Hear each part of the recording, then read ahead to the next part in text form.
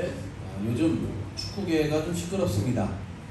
최근에 한 외국인 감독이 경질된 이후에 얼마 전까지도 국가대표 감독이 선임되지 않아서 여러 가지 과정에 불만이 많았죠. 최근에야 감독이 정해졌습니다. 이제는 공식적인 선임 절차를 마쳤다, 그렇게 이야기를 하는데 이 과정도 결코 그렇게 아름답지는 않았던 것 같아요. 축구계 내외에서 비난의 소리가 어마어마합니다. 감독이 감독직을 수락한 것 자체에 대한 비난도 엄청납니다. 해당 감독은 얼마 전까지만 해도 자신의 소속팀을 떠나지 않겠다, K리그 프로축구팀 감독을 맡고 있는데 그 팀을 떠나지 않겠다 이야기를 했어요. 리그 경기가 한창 진행 중인 상황에서 내가 이 팀을 버리고 국가대표 감독으로 가는 것이 맞지 않다, 이게 절차상으로도 축구협회가 그렇게 하는 것이 옳지 않다, 뭐 그런 이야기를 많이 했습니다. 근데 갑자기 감독직을 수락했어요.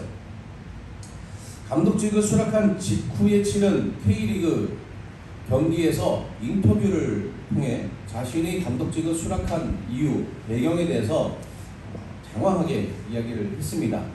그 과정에서 나는 나를 버렸다, 그렇게 이야기하기도 했어요. 어떻게 보면 국가대표 감독의 길을 가는 것이 내게는 영광의 길이 아니라 고난의 길이 십자가의 길이다, 뭐 그렇게 들리는 상황입니다. 근데 싸늘하죠. 여론이 싸늘합니다. 당신은 당신을 버린 것이 아니라 양심을 버렸다, 돈을 택했다, 뭐 이런 비난 여론들이 엄청납니다. 사실 저는 잘 모르겠어요. 그분이 정말 어쩔 수 없이 선택을 한 것인지, 한국 축구를 위해서 자신을 버리는 선택을 한 것인지는 제가 그분 마음속에 다 들어가 보진 않아서 잘 모르겠습니다. 진심으로 그것을 위해서 했는지. 그런데 그분이 비난받는 다른 여러 가지를 제쳐두고 한 가지 분명한 이유가 있어요. 자신의 소속팀을 버리고 갔다는 겁니다. 소속팀의 감독으로서의 마지막 경기를 치르던 날, 그 경기장에는 그 감독의 이름이 나올 때에 비난하고 야유하는 목소리가 가득했어요. 뭐 제가 축구 경기를 잘 보지 않아서 잘 모르겠습니다만 그 경기장에서 홈 경기를 치를 때에 그 감독을 향해서 야유의 소리가 나왔던 적이 단 한 번도 없었다고 합니다. 사실 그 팀에서는 굉장히 인기가 많고 존경받는 감독이었다고 해요. 그만큼 존경받고 사랑받았던 감독이지만 자신들을 버리고 떠났다, 그것도 나는 절대 이 팀을 떠나지 않겠다고 수차례 이야기해놓고 나서 뒤통수를 쳤다라고 생각을 하니까 그에 대한 배신감이 참 컸던 겁니다. 그것만큼은 부정할 수가 없겠죠. 자기가 한 말이 있는데 결국은 그 말을 뒤엎은 것이 되었기 때문에 다른 사람들은 몰라도 그 해당 소속팀의 선수들이든지 관계자라든지 또는 그 팀의 팬들만큼은 상처를 받을 수가 없겠다, 상처를 받을 수밖에 없겠다, 또 이런 생각이 듭니다. 어떻게 보면 데살로니가 교회에 있어서 바울도 그런 입장이 될 수 있는 상황이었어요. 유럽에 발을 디딘 바울의 일행이 귀신 들린 여종을 고쳐준 사건으로 인해서 빌립보에서 쫓겨나게 되었습니다. 그 빌립보에서 떠난 뒤에 처음으로 이 빌립보 다음으로 갔던 도시가 데살로니가예요.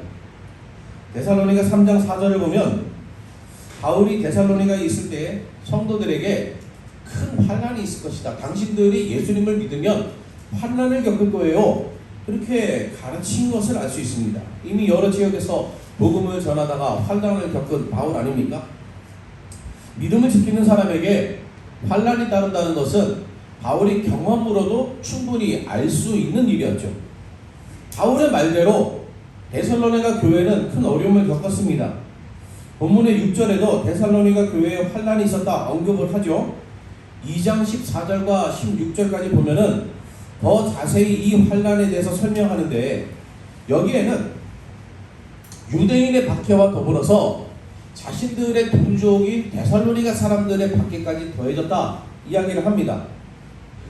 데살로니가 교회 성도들은 동족, 즉 데살로니가 사람에게서도 고난을 받았고, 이방인을 붙잡겠던 유대인들에게, 특히 이방인에게 예수 그리스도의 복음이 증거되는 것을 싫어했던 유대인에게도 고난을 받았습니다. 그런데 정작 환난이 있을 거라고 가르쳤던 바울은, 경고했던 바울은 그 상황에 데살로니가에 없어요. 환란을 피해서 다른 도시로 갔기 때문입니다. 사도행전 17장에 이 과정이 자세히 기록되어 있어요. 데살로니가에서 믿는 자가 점점 많아지니까 유대인들이 그것을 굉장히 불쾌하게 여겼습니다. 그래서 불량배들을 샀어요.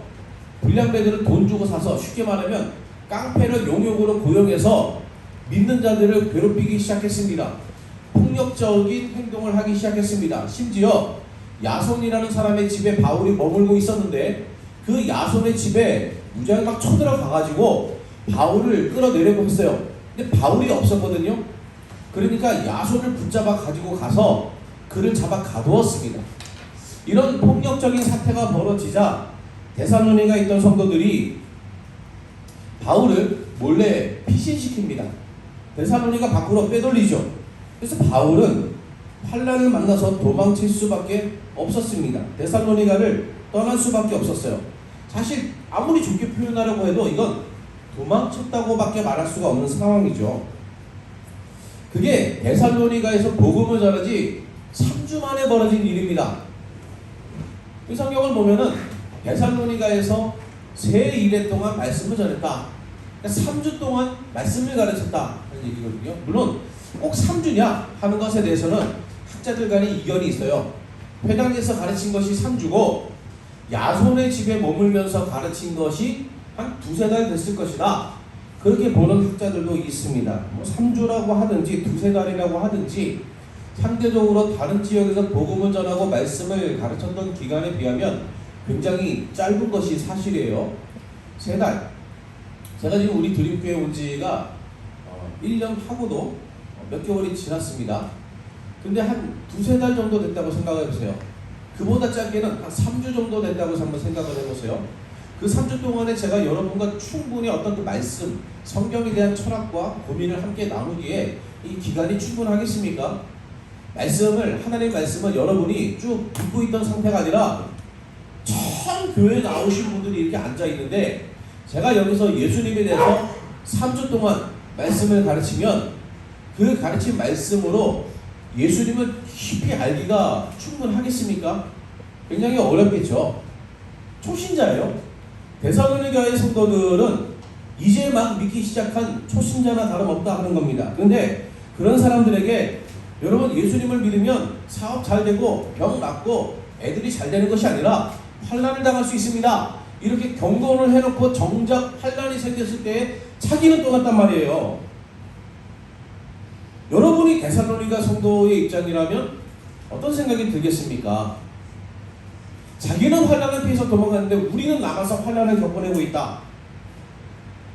바울은 베레아로, 아덴으로, 그리고 고린도로 계속 피해 다녔습니다. 그러면서 데살로니가의 소식을 너무 궁금했어요. 두고 온 성도들이 생각났습니다. 그들에게 예수님에 대해서 더 많이 가르쳐주지 못한 것이 마음에 상처로 남았어요. 아팠어요. 걱정이 됐습니다. 환난 중에 믿음을 지키지 못하도록, 믿음을 지킬 수 있도록 그렇게 잘 가르쳐주지 못하지 않았나 하는 생각이 들었어요. 환난이 있다는 것은 가르쳐 주었는데 환난을 만났을 때도 믿음을 지킬 만한 어떤 굳건한 말씀의 교육이 이루어지지 못했다는 생각이 들 수 있지 않겠습니까? 자신이 떠난 후에 정말 데살로니가에 환난이 임하게 되었다. 그 이야기를 들었는데 이 환난을 겪는 동안에 그들이 정말 말씀을 잘 붙들고 있을까? 믿음을 지키고 있을까? 바울은 걱정이 된 거예요. 그래서 데살로니가 성도들이 믿음을 잘 지키고 있는지 알아보기 위해서 아덴에 머무는 동안 디모데를 데살로니가로 보냅니다. 사실 디모데가 아니라 자기가 가고 싶었지만 다시 돌아가기가 여의치 않았어요. 그래서 자신을 노리는 유대인과 불량배들이 있었기 때문에 아덴에서 머물다가 결국은 고린도까지 더 남쪽으로 계속해서 내려갈 수밖에 없었습니다. 그래서 자기가 못 가니까 디모데를 보낸 거죠. 디모데는 바울이 아덴을 떠나서 고린도에 있는 동안에 데살로니가의 소식을 가지고 바울을 찾아왔습니다. 바울이 본문에서 보면은 3장 7절에서 그 소식으로 위로를 받았다. 내가 당신들에게서 온 이 디모데의 소식으로 위로를 받았다. 이렇게 담담하게 표현을 하고 있는 것처럼 보이는데 사실 그렇지 않습니다. 고린도전서 2장 3절에 보면은 바울이 고린도 교회 성도들에게 내가 여러분과 함께 있을 때에 약하고 두려워하고 매우 떨었습니다. 이렇게 말해요. 이게 무엇 때문인가? 고린도가 좋지 않아서가 아니에요. 고린도가 불안정한 상태였기 때문에, 고린도 교회가 바울에게 부정적이기 때문에 바울이 그렇게 말한 것이 아니라, 물론 바울이 고린도전서를 쓰는 상황에서는 고린도 교회에 여러 가지 문제가 있었고 바울이 고린도 교회와 불편한 부분도 있었지만, 바울이 고린도에 있을 때 그랬던 게 아니란 말이에요. 그런 상황에서 바울이 이렇게 이야기하는 것은 데살로니가에 대한 자신의 마음 때문에 그랬다 하는 거예요. 고린도에 머무는 동안에 데살로니가에서부터 온 소식이 아직 도착하지 않아서 그것 때문에 두렵고 불안하고 떨었다. 한마디로 말하면 나 정말 죽을 것 같았다, 이런 표현입니다. 그런데 디모데에게서부터 온 소식을, 데살로니가 교회 소식을 받고 나서 여러분의 소식을 들으니 정말 좋습니다. 근데 그냥 좋다는 정도가 아니라 이제야 내가 좀 살겠습니다. 죽을 것 같았는데 당신들의 소식을 들으니 이제 좀 살겠습니다 하는 거예요. 그러면 데살로니가부터 온 소식이 어떤 내용이기 때문에 바울이 이제 좀 살겠다라고 이야기했겠습니까? 한마디로 환난 중에도 믿음을 잘 지키고 있었다, 그런 내용이에요. 데살로니가의 성도들은 바울이 자신들을 버리고 떠나갔다고 해서 원망하거나 미워하지 않았습니다. 자신들을 버리고 혼자 살겠다고 도망친 게 아니라는 것을 알았어요. 바울이 자기들과 함께 있는 동안에 얼마나 진심으로 복음을 전하고 말씀을 가르쳤는지, 얼마나 아버지와 같은 마음으로 자신들을 사랑해 주었는지를 잘 알고 있었습니다. 그래서 바울을 더 많이 사랑했고 바울을 더 보고 싶어 했어요. 바울이 전해준 복음을 통해서 그들은 바울을 알게 됐습니다. 바울이 가르친 말씀을 통해서 바울의 마음을 느끼게 되었습니다. 비록 복음을 읽고 믿은 것이 얼마 안 됐지만 복음을 전한 바울의 진실한 마음과 복음이 가르쳐주는 깊은 헌신, 사랑을 데살로니가의 성도들이 충분히 알 수가 있었어요. 어떻게 알 수 있었습니까? 바울이 복음을 데살로니가에 전한 것이, 깨닫게 해준 것이 말로만 된 것이 아니기 때문에 그렇습니다. 본문에서 바울은 복음이 데살로니가에 말로만 이룬 것이 아니라 능력으로 이르렀고 성령으로 이르렀고 확신으로 이르렀다, 그렇게 이야기합니다. 그것은 바울이 그들에게 말로만 가르친 것이 아니라 삶으로 본을 보였고 그들을 깊이 사랑했고 바울을 통해서 나타나는 하나님의 놀라운 능력을 그들이 목격했고 이것이야말로 진정한 하나님의 능력이라고 확신할 수 있었기 때문이에요. 성령께서 그들 안에 강하게 역사하셨기 때문입니다. 바로 이것 때문에 그들이 믿음을 지킬 수 있었던 거예요. 이제 막 믿기 시작한 새신자였지만 그들이 환난을 겪을 때에도 그 믿음을 버리지 않을 수 있었던 이유라는 겁니다. 사실 여러분, 예수 믿기 시작할 때에 어려운 일을 겪는 분들이 참 많습니다. 어떤 분이 주위의 지인으로부터 계속 교회 한번 나와보세요, 예수님 믿으세요 이야기를 들었어요. 아유, 우리 집안은 불교 집안이에요. 우리 시어머니가 매주 절에 가시는 분이에요. 그런데 하도 강권해서 교회를 나가게 되었고 말씀을 듣다가 예수님을 믿게 되었어요. 근데 그때부터 그 집에 안 좋은 일이 막 일어나기 시작합니다. 그러면 시어머니가 뭐라고 이야기를 합니까? 네가 교회 나가기 뒤부터 우리 집안에 되는 일이 없다. 한 집에 두 신을 섬기니까 신이 노하신 거다, 막 이렇게 비난하기 시작합니다. 실제로 이런 경우를 자주 봤어요. 예수님을 믿은 지 얼마 안 된 분들이 저 교회 나오고 나서 집에 자꾸 어려운 일이 생겼어요, 이렇게 상담하시는 분들이 많았습니다. 이런 것뿐만이 아니라 예수님을 믿는 것으로 인해서 가족이 영적으로 부딪히는 일들이 있지 않습니까? 이 초대교회 때에도 그랬거든요. 가족이 원수가 되었어요. 가족이 가장 위험했습니다. 그런 가족의 위협으로부터 박해를 받음으로 어려움을 겪고 눈물을 흘리는 사람들이 정말 많았어요. 주위의 이웃들과도 좋은 관계였는데 예수님을 믿으면서 관계가 깨어지는 경우가 많았어요. 그 당시에는 하나의 도시가 어떤 특정한 산업이 주축이 되는 그런 경우가 많았어요. 내가 그 산업에 종사하고 있는데, 예를 들어서 여기 건너가서 유라거리 같은 데 보면, 또 우리 대청천 옆에 보면은 카페가 진짜 많습니다. 그런 카페가 많은 골목에서 카페 자영업자들 연합 같은 게 있다고 한번 생각을 해보세요. 어떤 시장이나 이런 데도 보면은 상인연합회 이런 것들이 있지 않습니까? 그런데 그 상인연합회가 특정한 신을 섬기는 거예요. 한 도시가 섬기는 신을 위해서 어떤 연합회가, 이 상인연합회가 주축이 돼가지고 그 신을 위한 축제를 기획하는 겁니다. 주최하는 겁니다. 그런데 우리는 교회 다녀서 여기 참가를 못해요.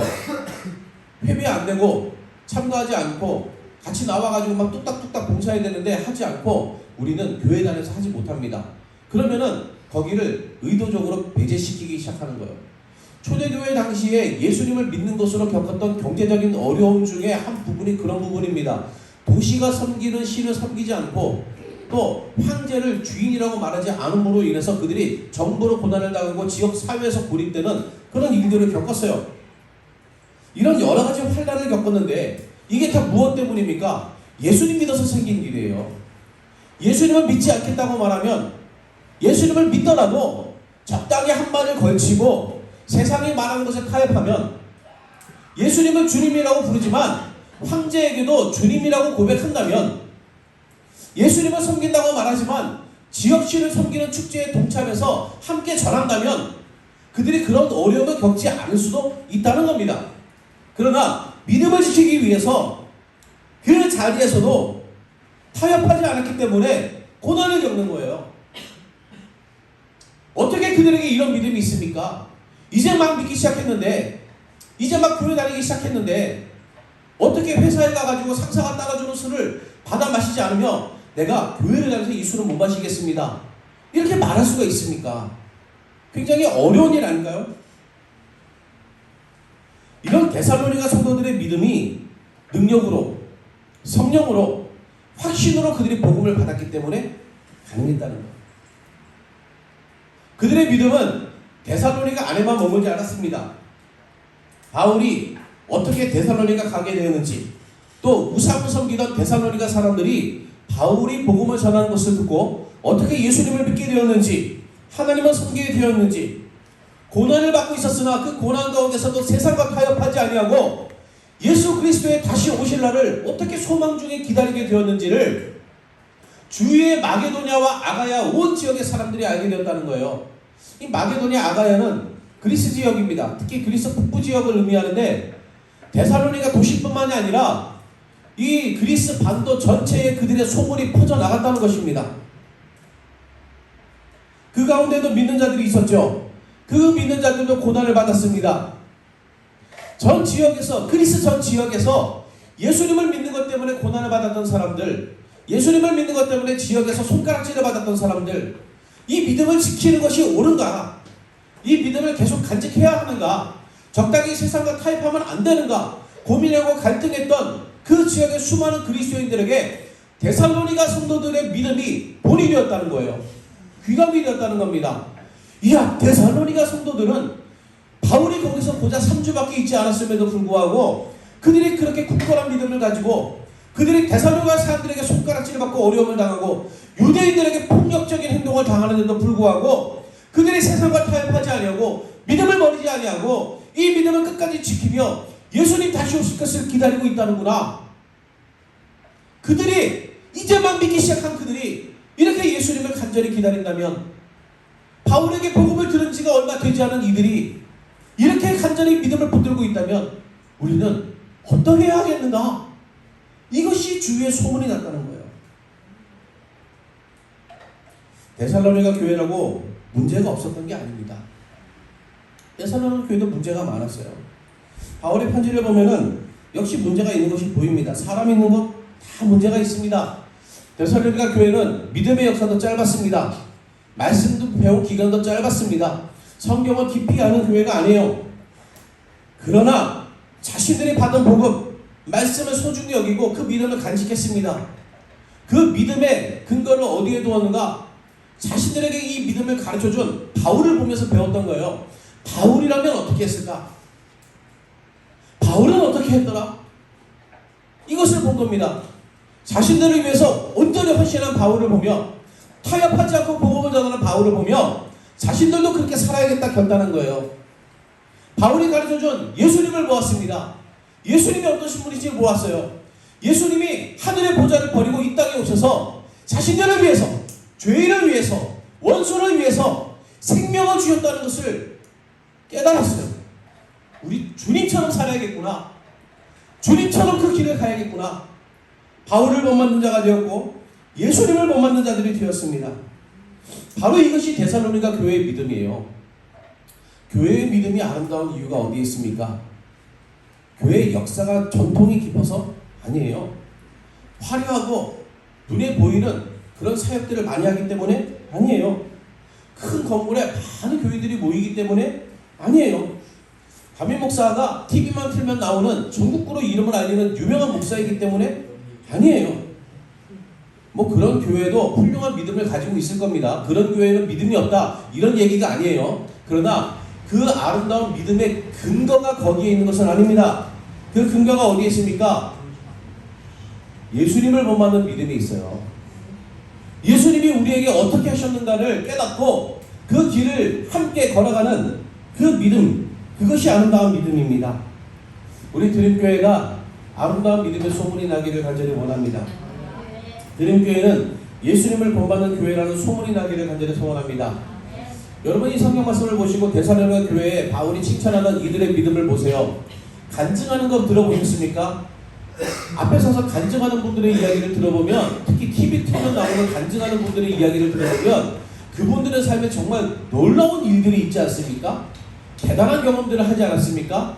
그런데 바울은 그런 대단한 경험이 데살로니가 교회 믿음의 근거라고 이야기하지 않아요. 환난을 견디는 믿음, 고난 중에도 타협하지 않는 믿음, 그것이 훌륭한 믿음이라고 이야기합니다.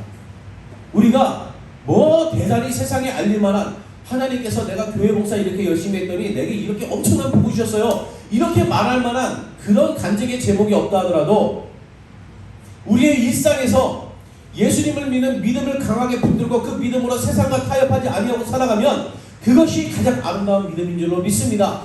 이런 믿음이 많은 사람에게 감화를 주는 믿음인 줄로 믿습니다.